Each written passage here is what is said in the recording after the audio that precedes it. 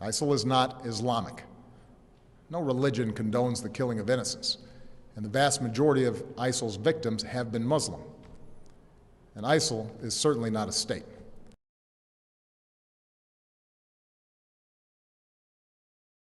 Dear Mr. President, with all due respect, sir, I must tell you that you are wrong about ISIL.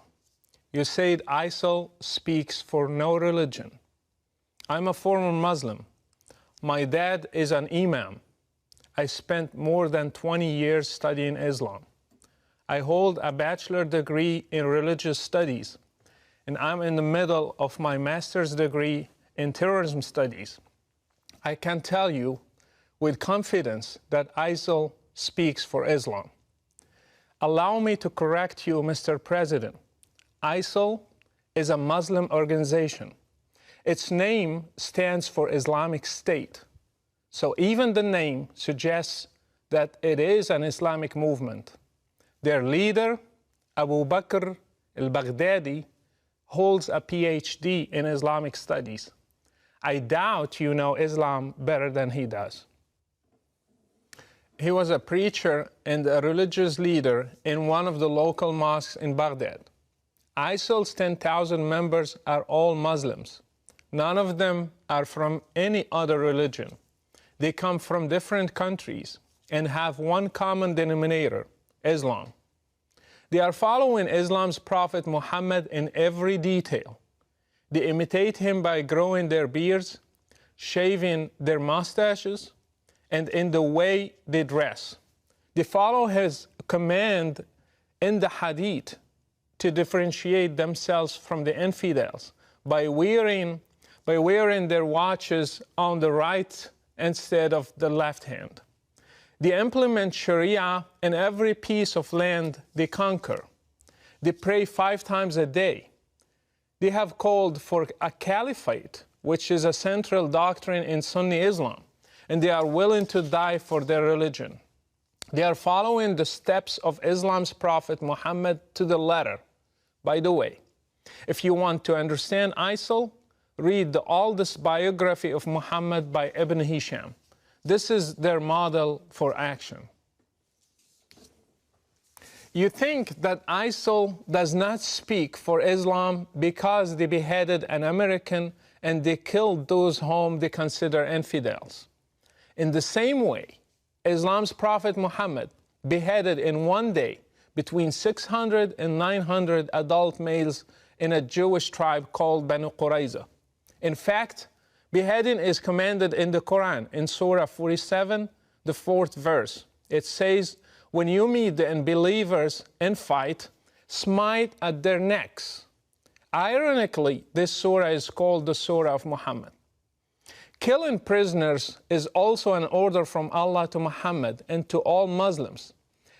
It says it is not for a prophet to have captives of war until he inflicts a massacre upon Allah's enemies in the land.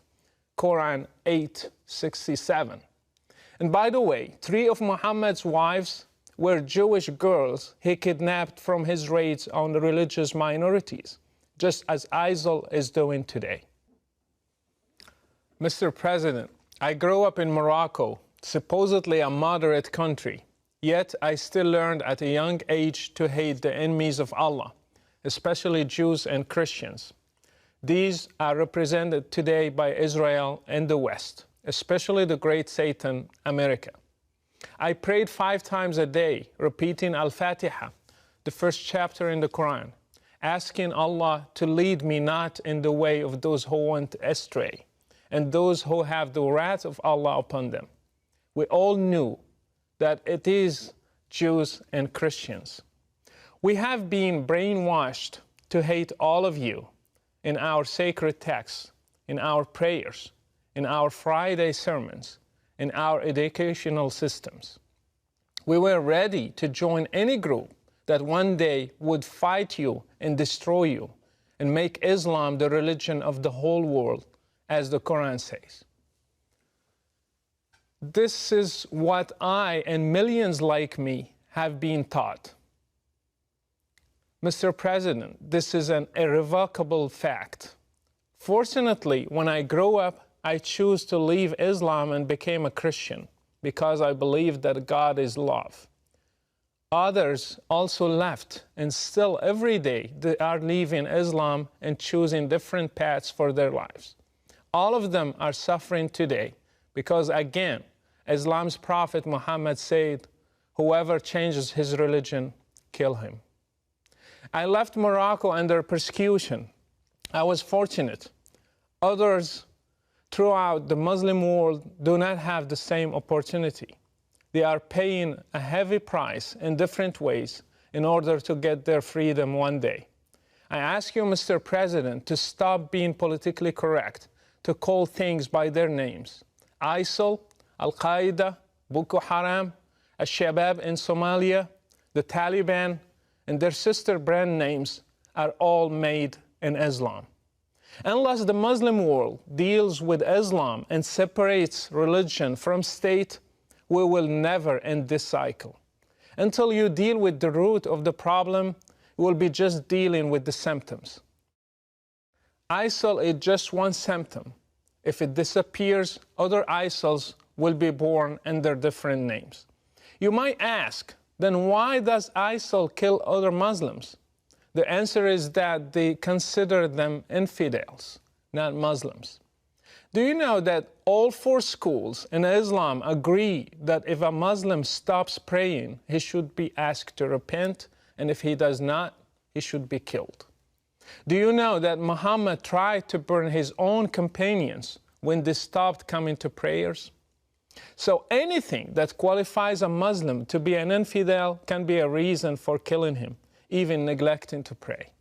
If Islam is not the problem, then why is it that there are millions of Christians in the Middle East, and yet none of them has ever blown up himself to become a martyr? Even though they live under the same economic and political circumstances, and even worse.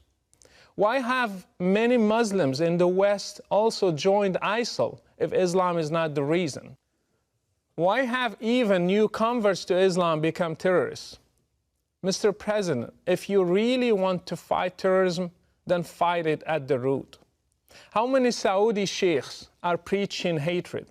How many Islamic channels are indoctrinating people and teaching them violence from the Quran and the Hadith? How many Friday sermons are made against the West, freedom and democracy?